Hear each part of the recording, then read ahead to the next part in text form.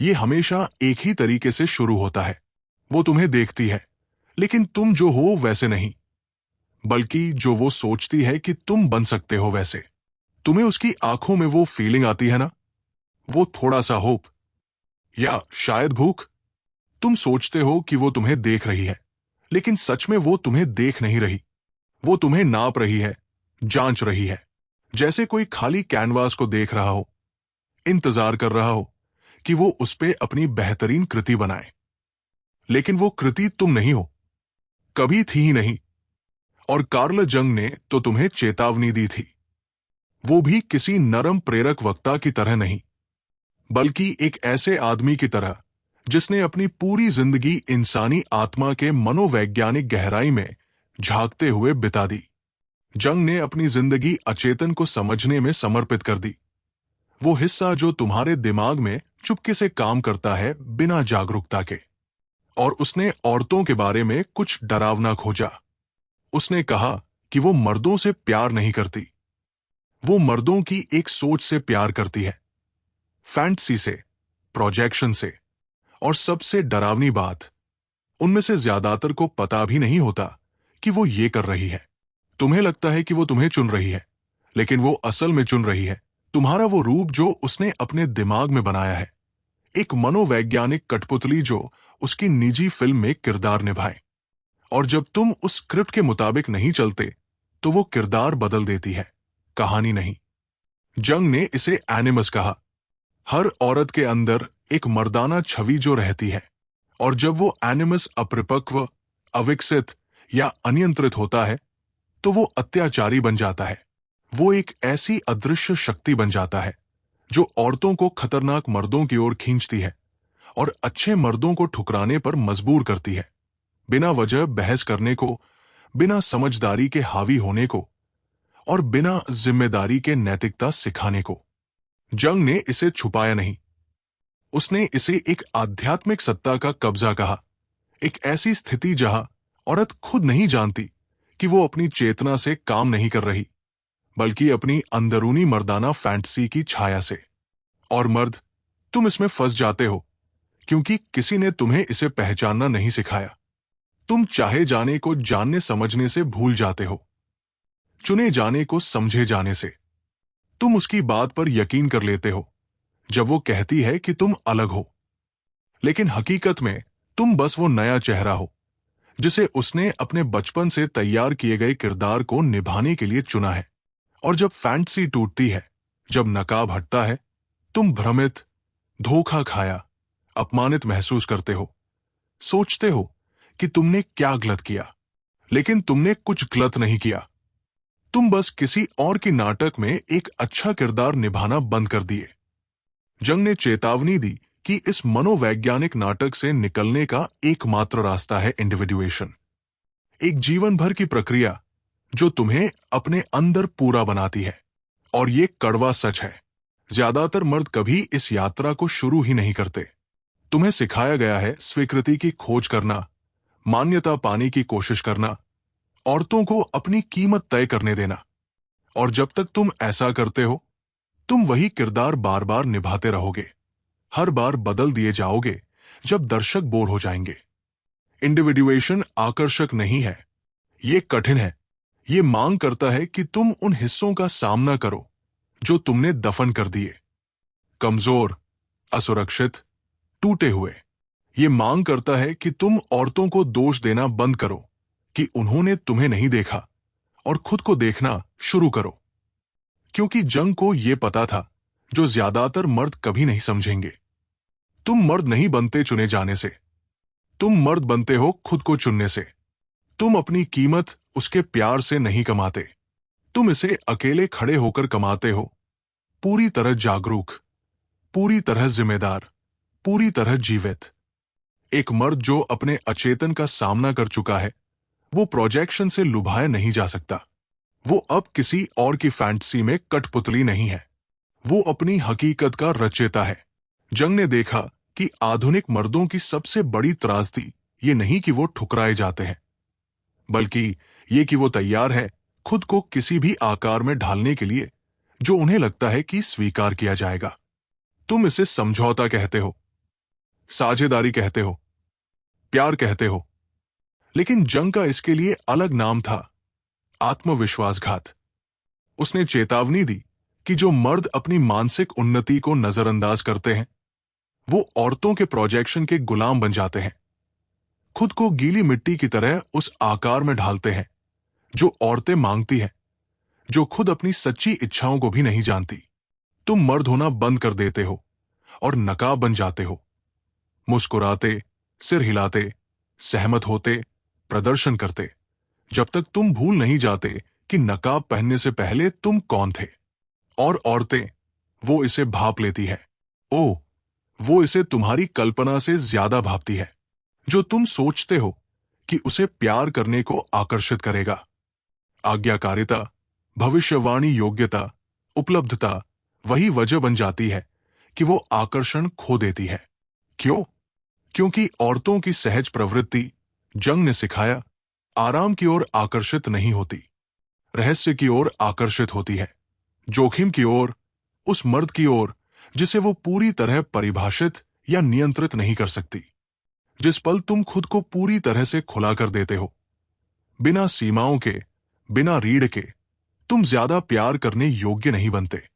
तुम अदृश्य हो जाते हो, नष्ट करने योग्य, बदलने योग्य। और फिर भी ये विरोधाभास है जो ज्यादातर मर्दों को गुलाम रखता है। तुम अकेले होने से ज्यादा डरते हो बनावटी होने से। तुम खुद को खोना पसंद करते हो उसे खोने से। तुम किरदार में जीना पसंद करते हो बजाय उस डर का सामना करने के जो बिना तालियों के खड़े होने में है।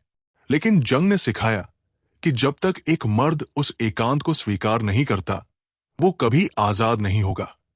उसने लिखा कि इंडिविडुएशन एक ऐसा रास्ता है जो कमजोर दिल वालों के लिए नहीं, क्योंकि ये मांग करता है कि तुम मरने से पहले मरो। अपने झूठे रूपों को जलाओ ताकि कुछ सच्चा आखिरकार उभर सके।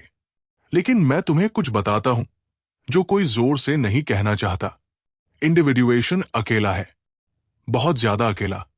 क्योंकि जब तुम उस रास्ते पर चलते हो, तुम चीजें देखने लगते हो जिन्हें अनदेखा नहीं किया जा सकता। तुम उन खेलों को पहचानने लगते हो जो लोग खेलते हैं, नकाब जो वो पहनते हैं, झूठ जो वो खुद को सुरक्षित महसूस करने के लिए कहते हैं। और जब तुम वो शेयर करने की कोशिश करते हो जो तुम देखते हो, वो तुम्हारा मजाक उड़ाते हैं, ठंडा कहते हैं, घमंडी, बहुत गंभीर। तुम्हें समस्या कहते हैं, लेकिन तुम समस्या नहीं हो, तुम आईना हो। और लोग आईने से नफरत करते हैं जब वो कुछ ऐसा दिखाता है जिसका वो सामना नहीं करना चाहते। जंग को ये अच्छे से पता था। उसने दशकों तक उन मरीजों का अध्ययन किया जो अपने छाया को सामना करने से डरते थे, अपने मन के उन अंधेरे, ठुकराए हिस्सों को जो वो स्वीकार करने से इनकार करते थे। और औरतें, जंग ने चेतावनी दी, अक्सर ऐसी संस्कृतियों में पाली जाती है जो उन्हें इनकार करने के लिए पुरस्कृत करती है। उन्हें बताया जाता है कि वो शुद्ध है, भावनात्मक, सहज और जैसी है वैसे ही पूर्ण। लेकिन जंग ने इसे स्वीकार नहीं किया। उसने लिखा कि औरतों के लिए सबसे बड़ा खतरा उनका अचेतन एनिमस है, वो आवाज जो झूठी निश्चितता, झूठा अधिकार और झूठी नैतिक श्रेष्ठता के साथ बोलती है। उसने चेतावनी दी कि अगर एक औरत अपनी अंदरूनी मर्दाना शक्ति का सामना और समाहित नहीं करती, वो उसकी कैदी बन जाती है, हर मर्द पर प्रोजेक्ट करती है, उन्हें उस जंग के लिए दोष देती है जिसे वो खुद लड़ने से इनकार करती है। और तुम सोचते हो कि तुम उसका उद्धारक हो, अपवाद हो। अगर तुम उसे काफी प्यार करोगे, जोर से साबित करोगे, अच्छा प्रदर्शन करोगे, तो वो आखिरकार तुम्हें तुम्हारे लिए चुनेगी। लेकिन प्रोजेक्शन ऐसा काम नहीं करता। जंग ने सिखाया कि प्रोजेक्शन एक चोर है, हकीकत चुराता है और भ्रम से बदल देता है। और जब तक मर्द और औरतें दोनों उस भ्रम से जागते नहीं, वो बार बार वही त्रासदी दोहराने के लिए बाध्य है, एक दूसरे को दोष देते हुए, कभी समझे बिना कि वो दोनों छायाओं के साथ नाच रहे हैं। और ये सबसे विडंबनापूर्ण मोड़ है। जो औरत तुम्हें नायक की तरह देखती थी, वो एक दिन तुम्हें दुश्मन की तरह देखेगी। इसलिए नहीं कि तुम बदल गए, बल्कि इसलिए कि तुम उस फैंटेसी को पूरा नहीं कर पाए जो उसने तुम पर थोपी थी, और उसे पता भी नहीं चलेगा कि वो ये कर रही है। जंग ने इसे मनोवैज्ञानिक विश्वासघात को अपरिहार्य कहा, जब कोई भी पक्ष अपने अंदरूनी संसार की जिम्मेदारी नहीं लेता। तुमने उसे झूठ नहीं बोला, विश्वासघात नहीं किया, तुमने बस उस अदृश्य किरदार को निराश किया जो उसने अपने अचेतन दिमाग में गढ़ा था। तुम कभी वो थे ही नहीं, और इसीलिए वो तुमसे नाराज है, तुम्हारी खामियों की वजह से नहीं, बल्कि उस मिथक को जीने में नाकाम रहने की वजह से जिसके बारे में उसने तुम्हें कभी बताया ही नहीं कि तुम्हें निभाना है। जंग ने कहा, लोग कुछ भी करेंगे, चाहे कितना भी बेतुका हो, अपनी आत्मा का सामना करने से बचने के लिए। और ये रोमांटिक रिश्तों में सबसे ज्यादा सच है। मर्द और औरतें दोनों इनमें पूर्ण व्यक्तियों की तरह नहीं आते, बल्कि चलते फिरते प्रोजेक्शनों की तरह अपने अनजिए डर, अधूरी जरूरतें, बचपन के अनसुलझे घावों को उस शख्स की बाहों में खींचते हुए जिसे वो मुश्किल से समझते हैं। तुम इसे प्यार कहते हो, जंग ने इसे कब्जा कहा, और जैसे एक सम्मोहित मर्द तुम उस जाल में चलते रहते हो, सोचते हो कि इस बार अलग होगा, लेकिन कभी नहीं होता, क्योंकि तुमने वो सबसे डरावना सवाल नहीं पूछा जो एक मर्द खुद से पूछ सकता है, क्या अगर मैं इस पैटर्न का जिम्मेदार हूं? तुम औरतों को दोष देना चाहते हो, उन्हें छल करने वाली, धोखेबाज, सती कहना चाहते हो, लेकिन जंग तुम्हें आंखों में देखकर पूछेगा, और तुमने उस औरत को तुम्हें चुनने क्यों दिया सबसे पहले? देखो, जो मर्द अपने अंदरूनी औरताना संसार का सामना करने से इनकार करता है, वो उसका गुलाम बनने के लिए बाध्य है। तुम पीड़ित नहीं हो, स्वयं सेवक हो। तुमने मूर्ख बनना चुना, उसकी निजी मिथक में किरदार बनना चुना, क्योंकि अपनी खालीपन का सामना करना, अपनी अधूरेपन का किसी और की फैंटेसी में हिस्सा लेने से कहीं ज्यादा डरावना था। और यही ज्यादातर लोग सुनना बंद कर दोगे, क्योंकि यहीं से आराम खत्म होता है और जिम्मेदारी शुरू होती है। जंग ने सस्ते हल नहीं दिए, अल्फा मेल महानता के 3 कदम नहीं दिए। उसने आत्मसंघर्ष का कठिन जीवन भर का काम दिया, अकेले अपने दिमाग की खामोशी में बैठने का, जब तक कि भ्रम टूटने न लगे, जब तक कि वो आवाज जो कहती है कि तुम उसके बिना कुछ नहीं हो, मर न जाए। और कोई गलती मत करना, वो आवाज अपनी जिंदगी के लिए लड़ेगी। वो कहेगी कि तुम्हें उसकी जरूरत है, कि तुम उसके बिना अधूरे हो, कि कोई मर्द और ताना मान्यता के बिना जी नहीं सकता। लेकिन जंग का काम कुछ खतरनाक फुसफुसाता है कि जो मर्द उसके बिना, स्वीकृति के बिना, तालियों के बिना, जरूरत बनाए जाने के बिना खड़ा हो सकता है, वही मर्द आखिरकार आजाद है। प्रोजेक्शन से आजाद, प्रदर्शन से आजाद, उस अत्याचार से आजाद जो किसी और की मर्द की परिभाषा बनने में है। और जब तुम उस जगह पर पहुंचते हो, तुम ठंडे या दूर नहीं बनते, तुम सच्चे बनते हो, जड़े जमाए, स्थिर, अपनी त्वचा में पूरी तरह जीवित। और तब विडंबना यह है कि औरतें तुम्हारी ओर सबसे ज्यादा आकर्षित होंगी, इसलिए नहीं कि तुम्हें उनकी जरूरत है, बल्कि इसलिए कि तुम्हें नहीं है। और तुम मुस्कुराओगे इसलिए नहीं कि तुम बेरहम हो, बल्कि इसलिए कि तुम आखिरकार समझ गए हो। तुम समझ गए हो कि वो भी अपनी यात्रा पर है, उसे भी अपने एनिमस का सामना करना है, अपने भ्रमों से जागना है, और तुम उसका काम नहीं कर सकते, उसे खुद से बचा नहीं सकते। तुम बस वही कर सकते हो जो जंग ने किया। अपनी राह को निडरता से चलो कि तुम एक जीवित आईना बन जाओ, सच्चाई को उन सभी के सामने प्रतिबिंबित करते हुए जो हिम्मत करते हैं देखने की। ज्यादातर मुड़ जाएंगे, लेकिन कुछ, बहुत कम, तुम्हारा शुक्रिया करेंगे। और ये, मेरे दोस्त, अंतर है उस प्यार के बीच जो तुम्हारे किरदार के लिए मिलता है और उस सम्मान के बीच जो तुम्हारे बनने के लिए मिलता है। और जब वो पल आएगा, जब तुम आखिरकार समझ जाओगे कि तुम्हें अब प्रदर्शन करने की जरूरत नहीं, तुम कुछ अजीब सा देखोगे। लोग तुम्हारे आसपास असहज हो जाएंगे, वो इसे भाप लेंगे भले ही वो इसका नाम न दे सके। तुम्हारी मौजूदगी का वजन उन्हें परेशान करेगा, क्योंकि तुम अब उन तयशुदा श्रेणियों में फिट नहीं करते जो वो सुरक्षित महसूस करने के लिए इस्तेमाल करते हैं। जंग ने चेतावनी दी कि इंडिविडुएटेड मर्द को समाज स्वागत नहीं करता।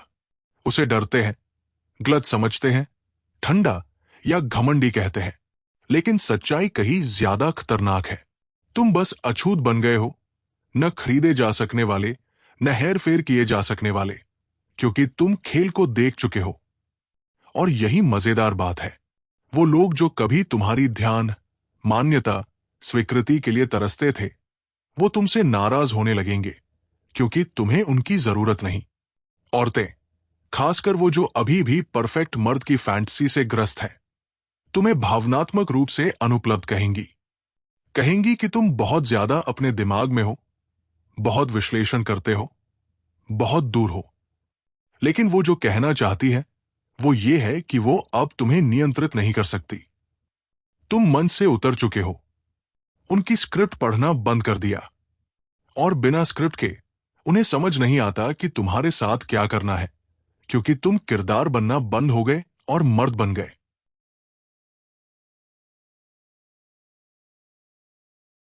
जंग ने एक बार मजाक किया कि देवता बीमारियां बन गए हैं, जो प्राचीन संस्कृतियां आध्यात्मिक कब्जा कहती थी। आधुनिक मनोविज्ञान उसे न्यूरोसिस कहता है। और कोई गलती मत करना, मान्यता की खोज करने वाले मर्द सबसे ज्यादा आध्यात्मिक रूप से बीमार है।